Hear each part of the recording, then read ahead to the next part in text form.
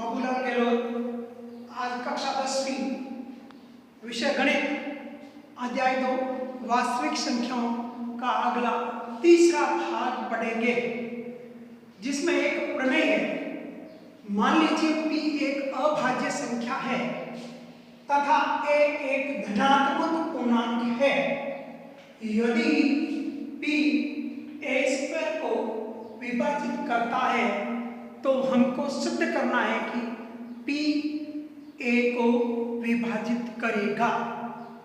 हल के लिए अंकगणित की मूलभूत प्रमेय से धनात्मक पूर्णांक a को अभाज्य संख्याओं के गुणनफल के रूप में व्यक्त करने पर p बराबर एक अभाज्य संख्या है तो हम a बराबर p1, p2, p3 pn अब ये माना, जहां p1, p2, p3 pn अभाज्य संख्याएं हैं, लेकिन ये आवश्यक भी नहीं है कि p1, p2, p3 ये सभी भिन्न भिन्न हो, ये एक जैसी भी हो सकती है। a² करें यानी a का वर्ग करें तो p1, p2, p3 pn। इसी प्रकार ऐसा कैसा दूसरा खंड p1, p2, p3 pn। a का वर्ग a² है, तब यहाँ p1 का p से गुणा किया, p1 से गुणा किया तो p1², p2², p3² pn²। यहाँ p कोई अभाज्य संख्या है जो a² को विभाजित करती है। अंकगणित की मूलभूत प्रमेय से कह सकते हैं कि p a² का एक अभाज्य गुणनखंड है, तो a² के अभाज्य गुणनखंड के केवल p1, p2, p3 pn है। इसलिए अभाज्य संख्या p p1, p2, pn में से एक संख्या होगी। हमें यही सिद्ध करना है कि p धनात्मक पूर्णांक a को विभाजित करेगा। संख्याओं की अगला बिंदु है संख्याओं की अप्रिमेयता के प्रमाण।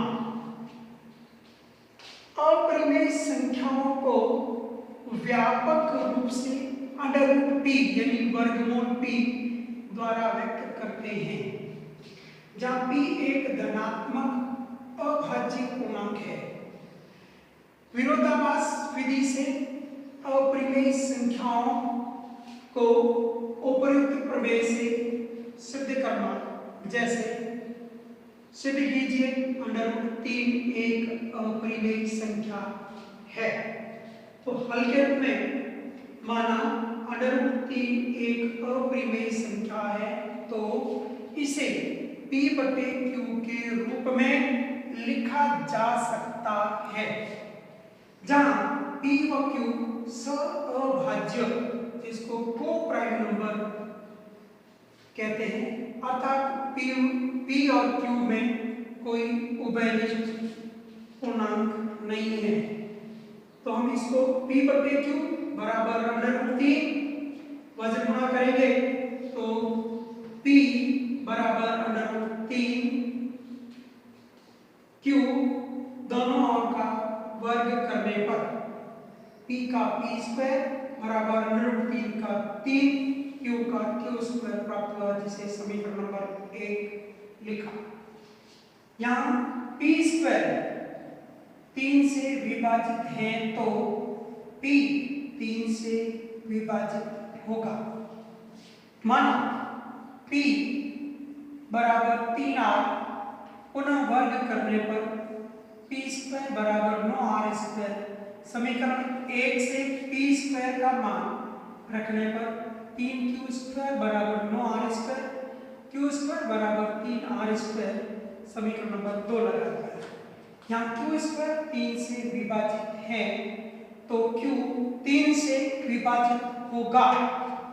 समीकरण 1 व 2 से पी व क्यू का 3 एक उभयनिष्ठ पूर्णांक है, जबकि उपयुक्त कथन के अनुसार पी व क्यू में कोई उभयनिष्ठ पूर्णांक नहीं है।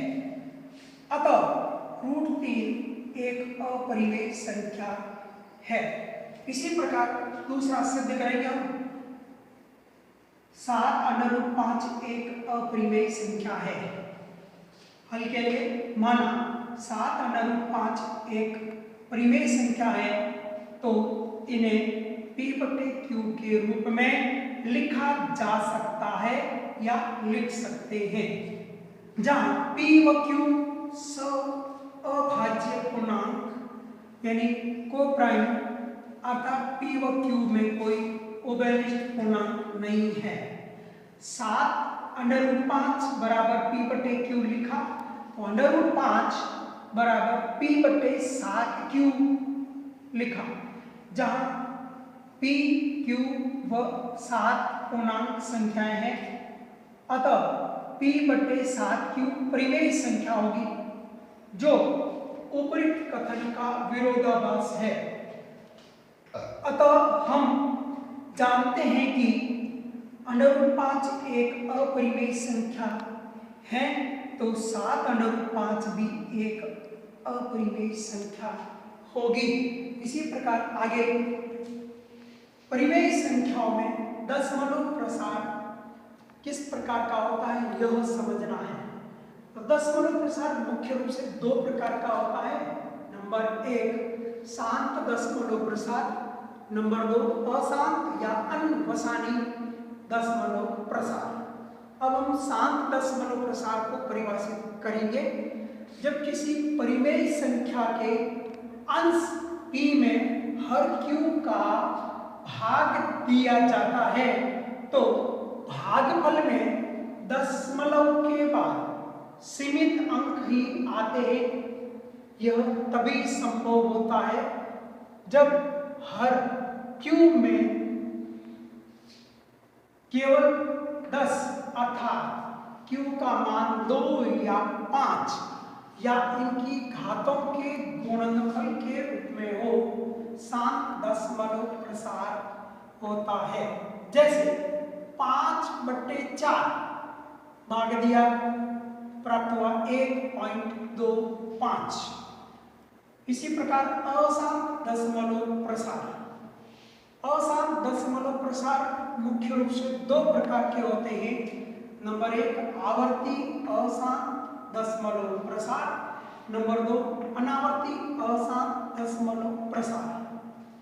जब किसी अब आवर्ती दशमलव प्रसार की आवर्ती अशांत दशमलव प्रसार की बात करते हैं, जब किसी परिमेय संख्या के अंश p में हर का भाग दिया जाता है तो भागफल में दशमलव के बाद किसी अंक या अंक समूह की बार बार आवर्ती होती है तो आवर्ती अशांत दशमलव प्रसार कहलाता है।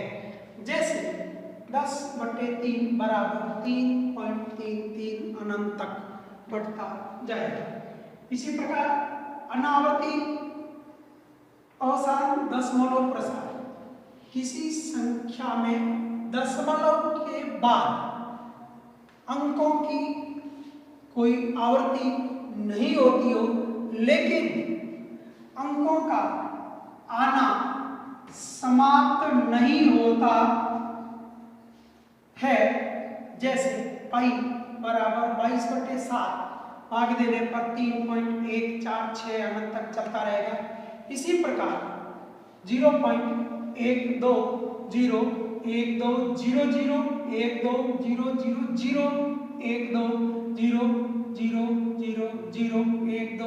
अनंत तक इस प्रकार का एक एक जीरो की बार बार वृद्धि हो रही है, जो किसी भी समूह की पुनरावृत्ति नहीं करता है।